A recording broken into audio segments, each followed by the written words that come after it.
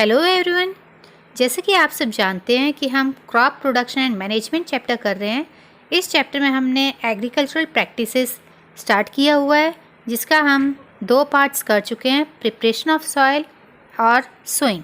आज हम इसका 3rd पार्ट करेंगे और 3rd पार्ट है एडिंग मैन्योर एंड फर्टिलाइजर्स, खाद एवं उर्वरक मिलाना।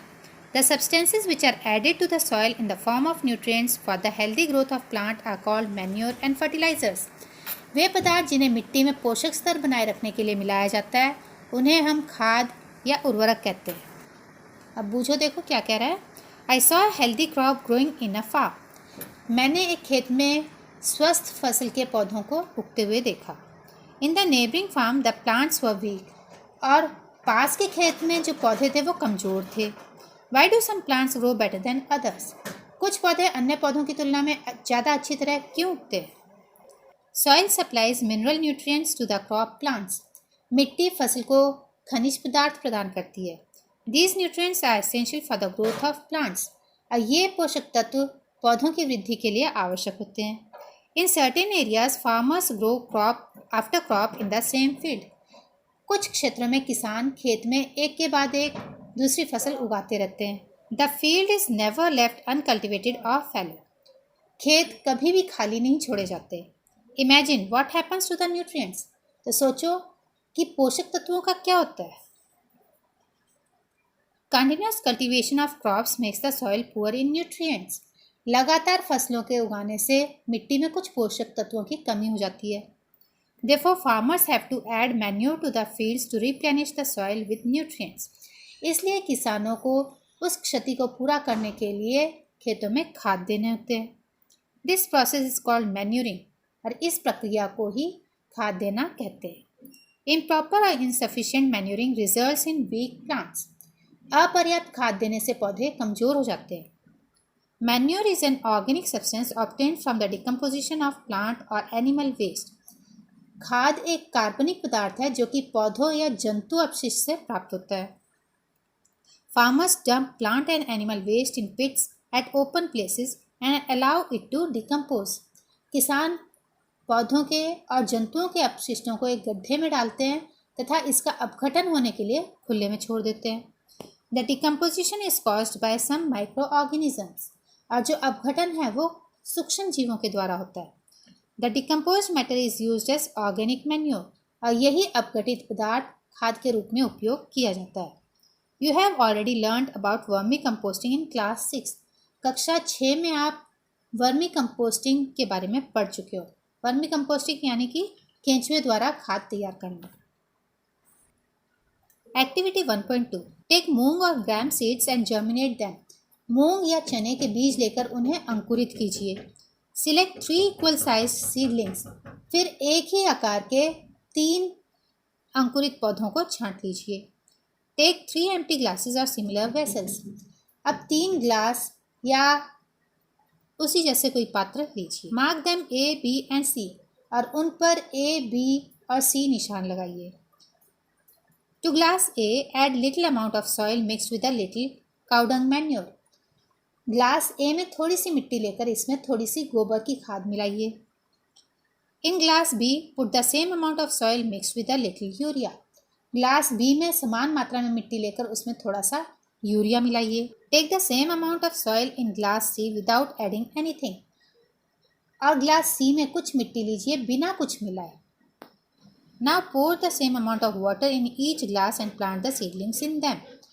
अब इनमें पानी की समान मात्रा डालकर इन पौधों को इसमें लगा दें। Keep them in a safe place and water them daily. उन्हें सुरक्षित स्थान पर रखकर प्रतिदिन पानी देते रहिए। After 7 to 10 days observe their growth. 7 से 10 दिनों बाद उनकी वृद्धि को नोट करें।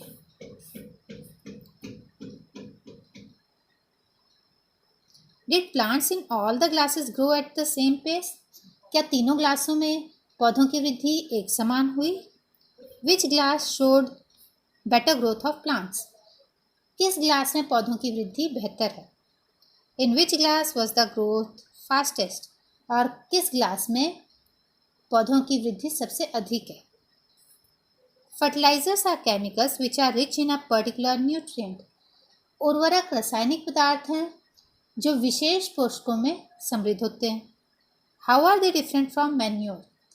वे खाद से किस तरीके से अलग होते हैं? Fertilisers are produced in factories. जो उर्वरक हैं वो फैक्ट्रियों में तैयार किए जाते हैं। Some examples of fertilizers are urea, ammonium sulphate, superphosphate, potash, NPK.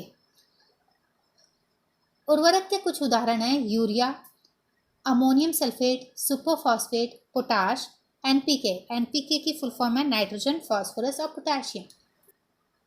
The use of fertilizers has helped farmers to get better yield of crops such as wheat, paddy and maize. इन जो फर्टिलाइजर्स हैं, जो उर्वरक हैं, उनके इस्तेमाल से किसानों को गेहूं, धान, मक्का जैसी फसलों की अच्छी उपज प्राप्त करने में सहायता मिली है। But excessive use of fertilizers has made the soil less fertile. लेकिन उर्वरकों के अत्यधिक उपयोग से मिट्टी की उर्वरता शक्ति कम हो गई है। Fertilizers have also become a source of water pollution. और उर्वरक जल प्रदूषण के स्रोत बन गए हैं। Therefore, in order to maintain the fertility of the soil, we have to substitute fertilizers with organic manure or leave the field uncultivated in between two crops. अतः मिट्टी की उर्वरता को बनाए रखने के लिए हमें उर्वरकों के स्थान पर जैविक खाद का उपयोग करना चाहिए या फिर दो फसलों के बीच में खेत को कुछ समय के लिए खाली छोड़ देना चाहिए। The use of manure improves soil texture as well as its water retaining capacity. खाद के उपयोग से मिट्टी के गठन एवं जल अवशोषण की क्षमता में भी वृद्धि होती है। It replenishes the soil with nutrients. और इससे मिट्टी के सभी पोषक तत्वों की प्रतिपूर्ति होती है। Another method of replenishing the soil with nutrients is through crop rotation. और मिट्टी में पोषक तत्वों की प्रतिपूर्ति करने का एक और तरीका है फसल चक्र। This can be done by growing different crops alternately. यह एक फसल के बाद खेत में दूसरे किस्म की फसल एकांतर क्रम में, मतलब एक के बाद एक लगाकर किया जा सकता है। Earlier farmers in northern India used to grow legumes as fodder in one season and wheat in the next season. पहले उत्तर भारत में किसान फलीदार चारा एक ऋतु में उगाते थे और गेहूं दूसरी ऋतु में। This helped in the replenishment of the soil with nitrogen. ऐसा करने से मिट्टी में नाइट्रोजन का पुनः पूरण होता रहता है। Farmers are being encourage to adopt this practice. किसानों को इस पद्धति को अपनाने के लिए प्रोत्साहित किया जा रहा है। Farmers are being encourage to adopt this practice. किसानों को इस पद्धति को अपनाने के लिए प्रोत्साहित किया जाता है। In the previous classes you have learned about rhizobium bacteria. पिछली कक्षा में आप राइजोबियम बैक्टीरिया के विषय में पढ़ चुके हैं। These are present in the nodules of roots of leguminous plants.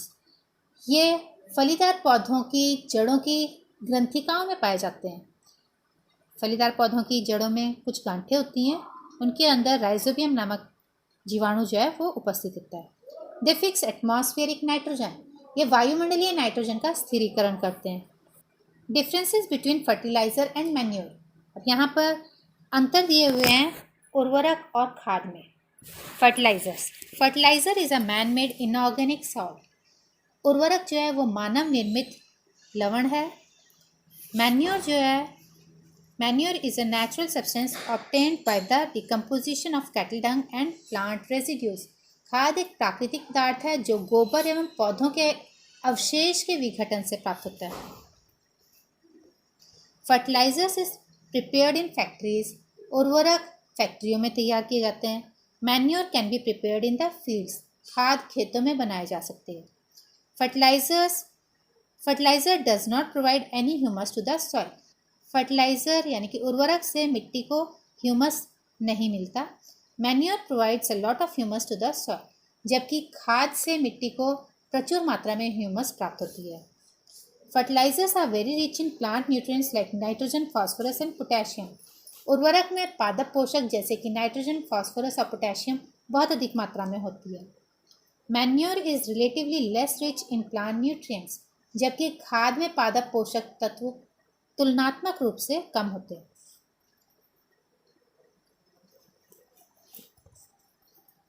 Advantages of manure. खाद के लाभ। The organic manure is considered better than fertilizer. This is because जैविक खाद उर्वरक की अपेक्षा अधिक अच्छी मानी गई है। इसके मुख्य कारण हैं, first, it enhances the water holding capacity of the soil. इससे मिट्टी की जल धारण करने की क्षमता अधिक हो जाती है। It makes the soil porous due to which exchange of gases becomes easy.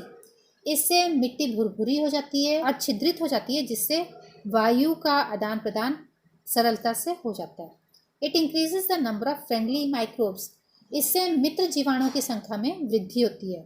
It improves the texture of the soil. इससे मिट्टी का जो गठन है वो सुधर जाता है।